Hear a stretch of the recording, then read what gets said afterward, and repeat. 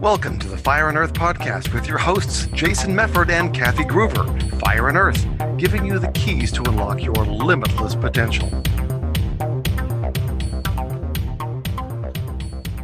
Well, welcome to another edition of the Fire and Earth podcast. I'm your co-host, Jason Mefford. And I'm Kathy Groover. And today we are going to talk about communication and being present in communication. Are you listening to me? Can you hear me? What? I didn't quite get Hello? that. What was that again? Hello? Presence in communication. Oh, so we have to be present when we're communicating? I think so. Yeah. I don't know. I've been outside. Most people are not. Now communication and of course presence and mindset and mindfulness and all those, one of those big topics for me. And when I started putting together my communication program, I started looking up all of these, communication tips, and pretty much everything, if you Google what is the top tips for communication, they say listening.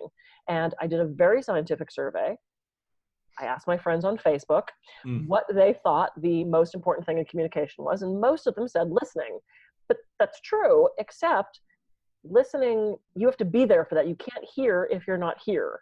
If you are daydreaming about something else, if you're sure you know what the person's going to say, so you tune them out. If you're waiting for them to stop talking so you can tell that funny story about the scuba diving trip and the hair, if, whatever it is, if you're not present, if you're not fully there with them, the communication is going to fail. And you also have to be present with yourself. What are you trying to communicate? And so often we just go off on this thing, not actually knowing what the point of the communication is. So clarification, presence, all of that stuff, we absolutely need to happen to have effective communication, personally, business-wise, just in life in general. So I thought we'd talk about that today. Well, yeah, because you bring up an interesting point, because there's a difference. Listening is so important, but there is a difference between listening and hearing. And there's a difference between, hearing, listening, and then what I've usually used in my professional career when we're talking about interviewing or helping people to actually interview others, is active listening. Yep. Right. And so again, that kind of mindful communication is more about active listening, which is different than just hearing or kind of listening. Right. So let's talk more about, how we can be more, how can we be more mindful actually in our communications with others?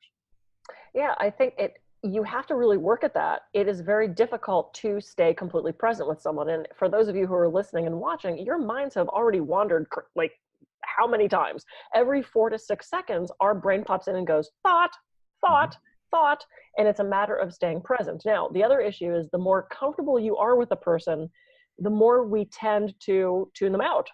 We do this with our spouses. We do this with our kids. We know what they're going to say. And it was very funny. My husband would start to say something and I'd go, yeah. And he'd go, oh, what was I going to say? And like, crap, it's like, I actually didn't know. But that was, we just got so used to finishing each other's sentences because we're sure we know what they're going to say. Well, ultimately you don't. So you need to let them finish talking. And if you need clarification, and this to me is one of the biggest things that we are so lacking, is ask questions. Mm-hmm. And I was working with a woman in a company, and she did this whole big project. She did this whole report. She took it to the boss. He read through it and went, make it better. And she went, okay. And she left. And I said, do you know what make it better means? Well, no, but I was afraid to ask. I'm like, well, but then you can't make it better. Like, what does make it better mean? Make it more colorful, make it bigger, make it louder. Like, that's like me saying, hey, Jason, go to the store and get me a shirt. Okay.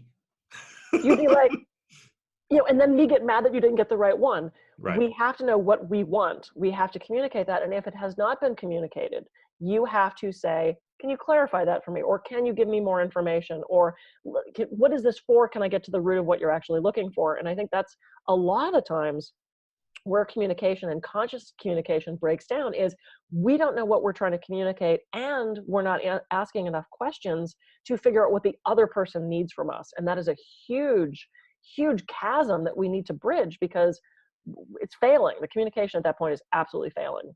Yeah. Well, because we have to think about, like, the communication loop really goes from kind of the sender through whatever the medium happens to be that you're doing. So, it could be, again, face to face. So you're using body and verbal cues. But if it's in an email, if it's, on the phone, so then it's only auditory. There's no nonverbal communication that you're seeing from their body language. A lot of times the message gets delivered to the receiver completely different maybe than what we even intended. And so it's both important for the sender and the receiver to be doing what they need to be doing, be present, be asking those questions, because it does a couple of things, right? So, again, as I've taught people how to do this over the years in a business environment, asking those clarifying questions, make it better. So, okay, so if I'm understanding you correctly, you want me to make the report better. What would that look like? Or how would you like me to make the report better? Right. So what I did there, and I actually, it's a thing called a callback, where you're actually using the same words the other person is using. That builds rapport with that person. Yep. It shows them that you heard what they said because you're using the same words they did. But it also is a clarifying question because you have no idea what the hell does make it better mean, right? Just like, go buy me a shirt. Okay, well, what kind of fabric would you like? What style? Do you want it, knit? You want a pullover? You want a button down? Right? So there's lots of clarifying questions that you would need to ask to be able to find out and receive that message properly. Right. And the other thing that's really important that I've noticed a lot is the communication style of the person that you're communicating with. And, in NLP, we talk about this visual, kinesthetic, and auditory. I don't like to be on the phone with someone. I would rather be face-to-face. I would rather shoot a text because that's visual as opposed to just talking to somebody, So knowing what the best way to deliver that message is for that person can be key. And one of the ways you can key into that is I love watching, which I don't like watching news shows, but I watch CNN when they have the talking pundit people on, and inevitably they start one of two ways. They go, look, I see what you're saying, da, da, da. So as soon as they say, look, I understand they're a visual learner. Or they go, listen, I hear what you're saying. They give us keys as to how they like to receive and give information. I'm a look, or I think, or, do you think, how do you feel about versus how do you think about, what do you think about da, da, da. So listening to their language. And the other thing that could drive me crazy, I'm a little type A. To me, communication should be, can you come at 3? Yes. That should be the end of the communication to me. I'm very precise. I'm very direct in my communication. I have been on the phone with potential clients who are like, yeah, I kind of want to come in at 3, but I have this doctor's appointment at 2:45 because I found this thing in my hair and I wasn't sure what it is. And so they said I should probably come in. My cousin's sister's aunt had the same thing, and and I'm sitting there going, oh my God, Can you come in at 3? Can you come in at 3? Yes or no? I don't need to know why you can't come in at 3. I just need to know if you can come in at 3 because I've got 20 other people waiting to come in at 3. I understand when I communicate with that person, I can't be that direct with them. They shut that down. So I have to say something like, hey, I'm so sorry to hear about this hair problem you're having. Would it work better if you come at 3:30 and that way you can go to your doctor and you can get your cousin's aunt's thing? I have to give them a little bit more. And I had a woman call me yesterday for a speaking gig. I called her back. I said, is this still a good time? She said, yes. So let me tell you about the company. And she just launched straight into it. Wasn't, how are you? It wasn't, what's the weather like? It was, and I went, thank God, because that's my communication style too. I knew I didn't have to go through the niceties. So now I know that when I send her an email back, literally my email back to her was, thanks for the chat. Let me know if you know any more info. That's all you have to say. With a lot of people, they want to hear, hope you're having a great weekend. They want a little more of that stroking before they go into the business. And it's important to know what style that person is. And sometimes you have to adjust to that person's style, be more conscious of that. You need to be the one that observes all that, analyzes all that, and then makes those steps forward to ensure that better communication. Yeah. So some of you that are listening, because this reminds me too, there's different communication style preference things like DISC. or if you're familiar with Myers-Briggs, Yeah. that's kind of, both of those actually talk about some of the different personality styles and how best to communicate with that person. So that's exactly what we're talking about. So there's kind of a tie-in to something that many of you may already be familiar with, because it's important, as like we said, as the sender, you have a responsibility to try to deliver a message that can be received by the other person.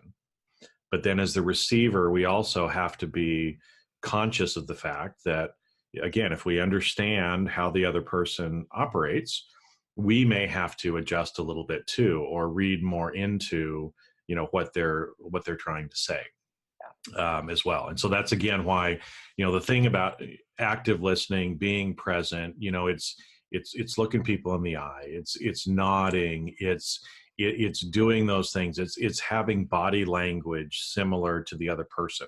Yep. There's a thing called rapport, which don't have enough time to get into all that today. But one of the techniques in that, underneath that, is called mirroring, which is where you're actually trying to somewhat mirror the body language of the other person, because it helps them feel comfortable.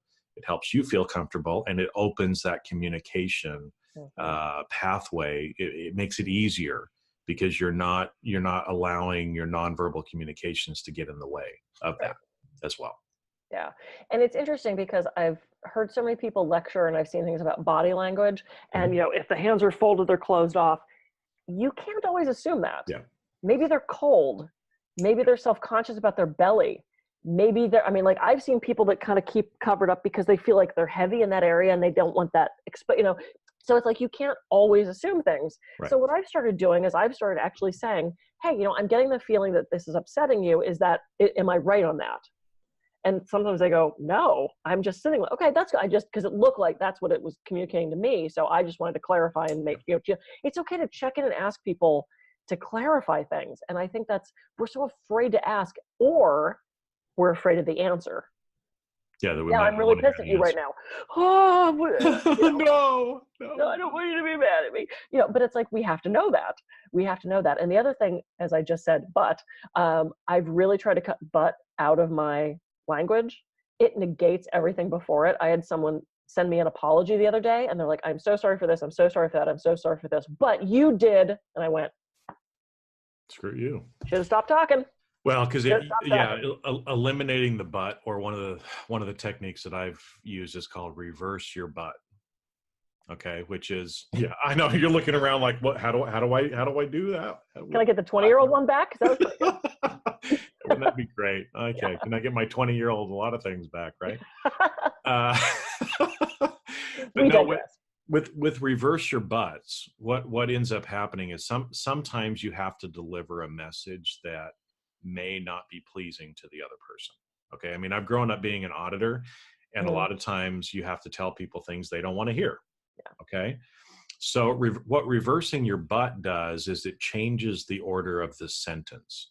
So most people would say something like, Kathy, I really appreciate you getting that report in on time, but you need to make these other changes to it because it was really poor in this particular area, right? Because but is at the end of the sentence, it negates that good thing that I just told you about. Reversing your buts means you turn it around. So instead I would say, Kathy, on the report, you could have, I need you to go back and do this, this, and this to improve it. But I'm really happy with the work that you've done. Okay, see the difference? So you're leaving them at the end on a better feeling. So either remove the word but or reverse your but, and that'll also help you in your communications, especially if you have to deliver a message that is hard. Yeah, that's awesome. I actually hadn't heard that before. And I agree with you. And one of the things I think that we need to do more of is that praise. I remember when I was an actor, we'd sit down at the end of rehearsal and the director would give us all notes. And I had co-directed a play with a friend of mine, and he would go through every negative note. You missed this line, you missed that beat, we need that to be bigger, da da da da. And then it would be my turn, and I would go through and I would praise something every single person did. hey, man, you nailed that line that we gave you last time. So good job on that.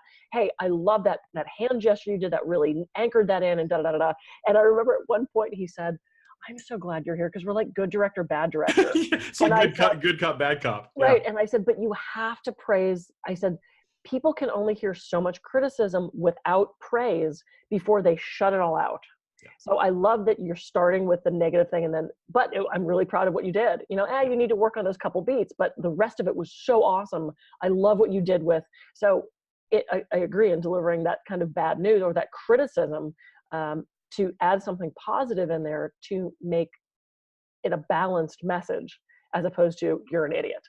You know, it's like, yeah, so that's awesome. I love that technique. Yeah, because you're still delivering the message you need to, but you're leaving it, you know, with on a better note. Because again, most of the time, you know, and maybe this kind of goes back to our theme today too, right? Is that, you know, when you're communicating with others, if you're always communicating about negative things, or if you're always, you know, getting on somebody about, you know, you need to do this better, or it really pisses me off when you do this, I hate it when you do that. It has to be balanced, right? I mean, you have to deliver the message in a nice way, but you need to show even more of the praise. And I can't remember it depends on your relationship, because I read some research on this too, as far as the relationship between good and bad messages that you have in a relationship. And for some, it's like you have to give 10 good things for every one bad thing, or else you end up, you know, really damaging that relationship for the long term. Wow. And so it depends. Like I said, I think it ranged, if I remember right, kind of like 3-2 to maybe 10-1 sort of ratio. Wow. But we need to be balanced more too in praising and communicating those things that we're grateful for or that we appreciate about the other person, way more than the negative stuff. And I know in a business environment, I get a lot of people that say, well, you know, I'm not going to tell them if they're doing a good job or if they're doing what I expect them to do, because that's what I pay them for. And it's like, well, then you're a stupid boss, because your people are not going to, you know, appreciate you or feel validated by you. And so you need to actually say it, communicate that to people, right. but do it in an authentic way when you're there present with them. Well, and why would you continue to perform if it's not being acknowledged? Because at some point you go, well, shit, I'm doing a great job and he's not even noticing. I'm going to do it half-assed from now on because it doesn't seem to matter.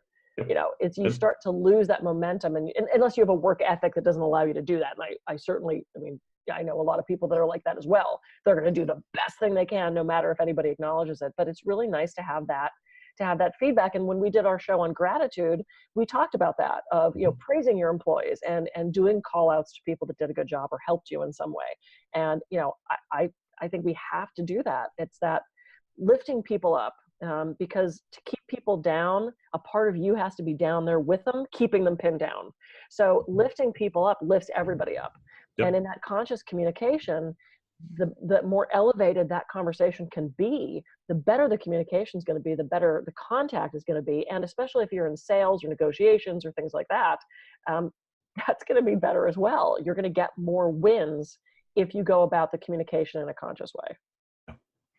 Yeah, because the better you communicate, the deeper the relationship you're going to make with that other person. And so again, like you said, if this is in business and, you know, you've got a boss subordinate kind of relationship, the better you can make that relationship, the more potential you unlock as the boss, but also the person who's the subordinate does as well, right? Yeah. I mean, because there's kind of that difference of the carrot and stick too. You know, you can beat somebody, and as long as you're beating them, they'll probably perform. Right. But if you can train them or give them the carrot, and they love you authentically for who you are, they will literally die for you. Yeah. You can't get any more potential out of that person. They're going to give you everything they have if you develop that kind of relationship, but you have to have good communication in order to develop that relationship. Yeah. Knowing what you want, knowing how best to communicate it to that person, and then clarifying things once you get that communication back. I mean, it's not easy, but it's simple. I mean, it's a simple formula. You know, there's an exercise that I've done in communication things where it's like I have everybody turn to a partner, hand them a coin, just pick a coin out of your pocket and hand it to them. Now, did anybody notice if that was heads or tails before you gave it to them? Do you know what you're giving to them? Or did you just randomly hand them something? And we do that so often with communication. We just kind of go, blah, not really knowing what we're offering, not knowing what we're giving and what we want in return. And so just that presence, that communication awareness of what are we actually delivering. And sometimes our tone gets away from us. We say things in such a way that other people interpret the tone. Hey, are you done with that box? Why, do you need it? Or what, I'm leaving my stuff around. There's this misinterpretation of tone, which leads to conflict. And I have yet to figure out how to master that, because people interpret things in ways, especially with emails now, they put tones on these things. How do we get around this misinterpretation? Do you have any insight on this whole miscommunication thing? Well, it's interesting because it's hard, and it depends on the communication pathway that you're using. Because obviously, I'm going to get the numbers wrong, but I think it was somewhere between 7 and 12% of what's actually communicated is verbal, right? The vast majority of how we're communicating is actually our nonverbal cues. And so again, it's not just what you're saying, but it's also how you're looking. And I know I'm guilty of this all the time, I'm sure, because somebody will say something and I know I don't have a poker face. Okay. So sometimes I'm sure that I look, or, my body language shows something. You did roll your eyes at me earlier. Did I? Oh my gosh, really? That we have to be conscious of that as well, because especially like you said, in certain things like, a text or voicemail or some of the other stuff, the person can't see our body language. And so the tone of our voice, other things like that can make a difference. If we happen to be very sarcastic in our personality, sometimes that sarcasm that we think is funny may get misinterpreted by the other person, and they're just pissed off. They're like, what a dick. Why did you say that? And it's like, dude, I was kidding, right? In person, you could actually, express that, because your body language is going to show you're sarcastic.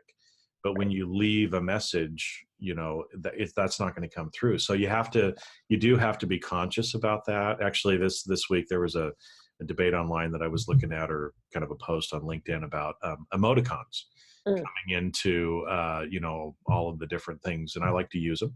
Yeah, I do too. Usually it's a smiley face, because I just want people to smile. But that adds a little different dimension to it, so that then people can maybe see if you're sarcastic. But again, just be conscious, be mindful of the communication, medium that you're using, and what may be appropriate or what may not be appropriate. Right. And especially in multicultural, I deal with a lot of people internationally where English is not their first language. And so again, you have to be very, very careful in just kind of how you're communicating. Ask a lot more questions, because I remember one email that I was responding to, it was somebody that sent me a message. And when I read the message, the literal meaning of that, I'm sure, was not what he was meaning. Right. And so the first thing I had to do was respond back and say, I don't quite understand what you're saying. What did you mean to say? Because I don't think what you said is what you meant to say. And it was just a language issue. He used, he translated some of the words incorrectly. And it's no different than this one popped into my head when I was living in Germany, right? In America, when you're eating dinner with somebody and you're full, right? You say, they offer you more and you say, no, thanks, I'm full. And so, I was new to German language. So I was eating dinner at someone's house and they said, would you like more? And I said, nein, ich bin voll, which means, no, thank you, I am full. And everyone around the table started laughing. Right. And so obviously I knew I had done something wrong, and the mother said, oh, Jason, we don't say that here. We say, I am satisfied, or ich bin satt, right? It has a different meaning in German. That means I'm no longer hungry. And they're like, saying ich bin voll means I am pregnant in German. Right? And so, again, that was one of those examples of a lost in translation kind of a thing. And even if we're not speaking a different language, sometimes our communication can get lost in translation. If we're not careful. And again, I made a mistake. I never said "Ich bin voll" again at the end of dinner with someone in Germany. Right. Because you learn, and now you move on. So it's the same thing again. If you're having communications, maybe it's not working with one person. Learn and figure it out. Don't make the same mistakes again. Right. And just be more mindful in trying to communicate the message. Yeah. And it's really important to know your audience. And I tend to joke. I love to do pattern interrupts where I say something that's completely sarcastic or off the chain and to make people go, wait, what? So usually when I go to my doctor's appointments and things like that, they're like, do you smoke? And I go, no. Oh, I mean, well, crack. But, I can stop whenever I want. And they tend, they kind of go, what? And then they laugh at me because they look at me. Okay, clearly I'm not smoking crack. It's not a thing I do. And I went in for my surgery. Gosh, what was I having? I think it was my hysterectomy, and I sat down with this very stern, the glasses and the unfortunate hair, and I mean just this woman that was just so like serious. And, she's like, "Are you being abused? Are you?" She was through all these questions, and she goes, "Do you smoke?" And I said, "No." "Well, crack." And she goes, "Okay, smoke's crack." And she was, and I went, no, I'm kidding. And she goes, "Well, then why'd you say it?" I was trying to be funny. Like, okay, no pattern interrupt. No, I mean, like she was like not having any of that. So I went, okay, know your audience. It could have been funny. It wasn't. I had to explain so somewhere in my medical record, apparently I'm addicted to crack. I don't know how that's going to turn out later, but it's like, you have to know your audience, and you have to know when is that time to be funny or to drop that F-bomb or to, and that takes a comfort with people. Now, I'm never going to see this woman again. It was not some big catastrophe, but if I'm on stage and I say something like that, the last talk I did, I actually brought in a photo of the founder of the company as a joke. And I took him aside ahead of time and I said, look, can I use a photo of you from last night from the slumber party? I'm going to kind of make a joke about you. He goes, yeah, absolutely. He loved it. But I would not have done that without asking him. Right. So it's important to have that communication, that permission of, especially with joking around. And so I know so many people watching are speakers or do that kind of work. You want to make sure you know your boundaries. Yeah. And sometimes, I'm with you. I have a terrible poker face. People say something and I'm like, it's like, this does things. What? Your face just reacts? My face does things. And I am an eye roller.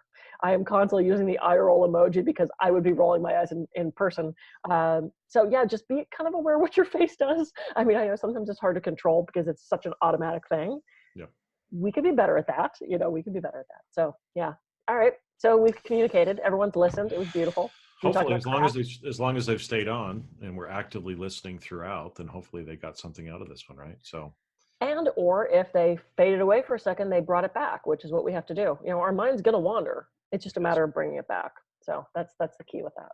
It does. So, all right, everybody, go out there and be more mindful in your communication, right? Think more about the message that you're sending, how you're sending it, how it could be received by the other person.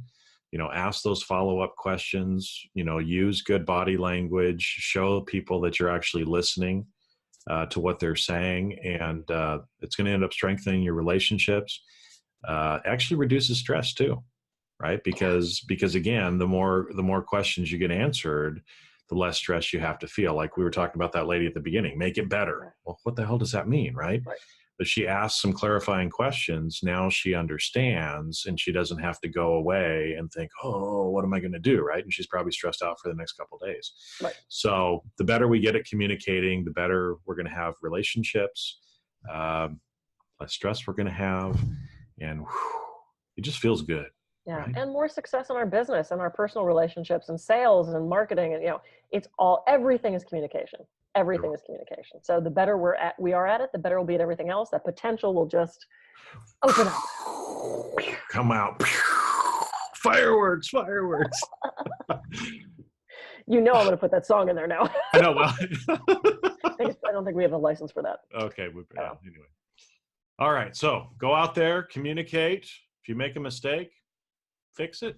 Do better as you go forward and unlock your potential and have a great day. I'm Jason Mefford, and thanks for listening. I can be reached at jasonmefford.com. And I'm Kathy Groover, and I could be listening. What can I be? I could be listening. Yeah, that was conscious. I can be reached. I'm Kathy Groover. I can be reached at kathygroover.com. Go forth, communicate, choose your words carefully. Don't tell people you smoke crack. And we'll catch you for our next episode of the Fire and Earth podcast. All right. See you later.